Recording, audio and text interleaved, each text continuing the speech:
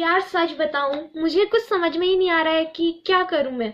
मतलब कंपोजिशन जब मैं ढूंढने गई तो फिर मेरे को हजार तरीके मिले कंपोजिशन करने के इंटरनेट पे। और मतलब इतनी सारी चीजें देख के ऐसा लग रहा है कि नॉलेज ओवरलोड हो चुका है। तो मुझे समझ ही नहीं आ रहा है कि क्या शुरू करूं, कहाँ से शुरू करूं। फिर मैंने रुक के सोचा कि असल में क्या माजरा है वो जरा देखते तो हैं। मतलब कि इंटरनेट पे बहुत सारी चीजें हमें मिल जाती है और नॉलेज ओवरलोड हमेशा ही रहता है। तो थोड़ा सा रिसर्च अच्छे से करने के बाद और 100 जगह देखने के बाद मुझे बाद में पता चला कि 6 चीजें होती है जो मोस्ट इम्पॉर्टेंट होती है। तो इन 6 टूल्स का सबसे मेन काम ये होता है कि इसमें ऑब्जेक्ट को इस तरीके से पेपर पे रखना होता है जिससे जो व्यूवर्स है उसकी सबसे पहले नजर उसी ऑब्जेक्ट पे पड़े जिसे हम शो करना चाहते हैं। तो ये ऑब्जेक्ट, इसमें 3 तरीके होते हैं, मतलब कि 3 चीजें बनाई जाती है इसमें। लैंडस्केप और ह्यूमन स्ट्रक्चर, और इसके अलावा जो स्टिल लाइफ है वो भी कंपोजिशन के थ्रू दिखाई जाती है। तो आज की वीडियो में हम लैंडस्केप के बारे में सीखेंगे। तो चलिए स्टार्ट करते हैं। तो सबसे पहले हम इस पेपर को 6 बॉक्सेस में बांट देंगे।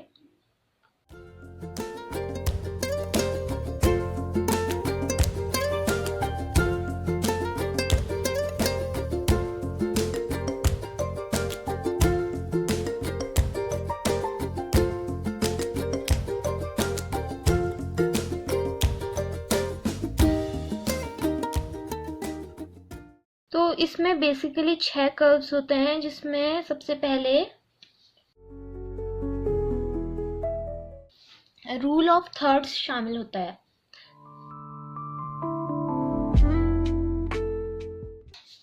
रूल ऑफ थर्ड कुछ इस तरीके से होता है जिसमें यहाँ पे मेन सब्जेक्ट आता है। रूल ऑफ थर्ड में हमें इसकी पोजीशन के हिसाब से इसको मैनेज करना होता है। ये एक सी व्यू है।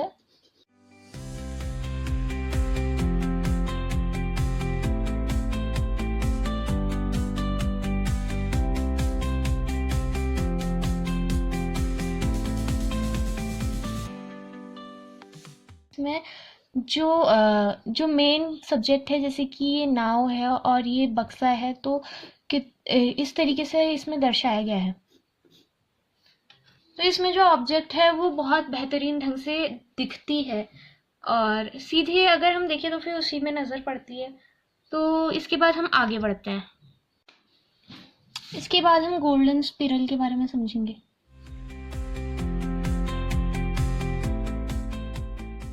गोल्डन स्पाइरल का एक नियम होता है जिसमें जो गोल्डन स्पाइरल है उसमें बॉक्स बनाए जाते हैं। मतलब कि इसमें जो लंबाई और चौड़ाई है इस बॉक्स की बराबर होगी। तो इसमें इतना भाग जो है वेस्ट चले गया क्योंकि हमने जल्दबाजी में थोड़ा एक्स्ट्रा बॉक्स जो है खींच लिया था। तो हमें थोड़ा ध्यान रखना चाहिए था, पर कोई बात नहीं, अभी हमारे पास थोड़ा और टर्म बाकी है। तो इसमें जो लंबाई है वो 8.9 की है और जो चौड़ाई है वो 5.5 की है। तो हम यहाँ पे एक बॉक्स लेंगे जो 5.5 के मतलब एक जो साइड है उसकी 5.5 होगी। तो ये स्क्वायर हमने 5.5 का ले लिया है। तो इसके बाद हम जो ये बॉक्स है इसे भी 3.4 का ही लेंगे। मतलब कि ये जो होगा इसकी लंबाई और चौड़ाई बराबर होनी चाहिए। इस तरीके से यहाँ पे जो स्क्वायर है उसे भी उतनी ही लंबाई का काट देंगे। तो ये 1.5 का है।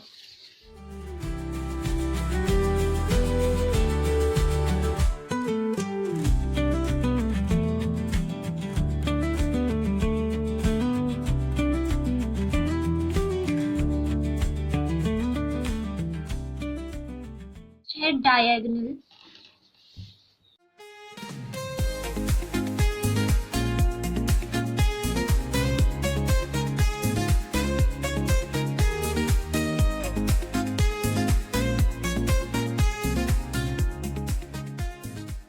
बाद आता है पिरामिड शेप।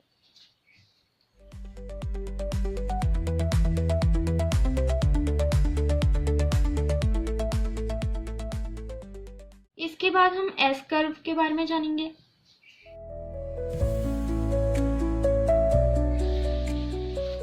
ये बेसिकली नदी को दिखाता है।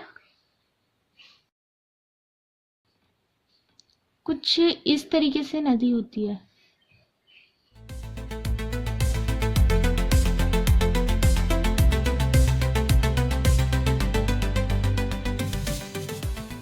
कुछ इस तरीके से एस शेप लैंडस्केप बनता है। हम एल शेप कंपोजिशन के बारे में समझेंगे।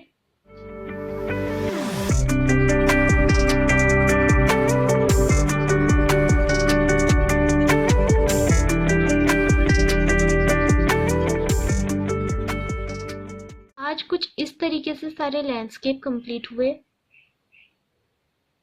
जैसे कि आपने देखा कि जो अभी स्केच बनाया वो रफ स्केच थे, तो फिर शायद वो उतने ज़्यादा सुंदर ना लगे, पर जो मास्टरपीस होता है उसकी नींव यही होते हैं।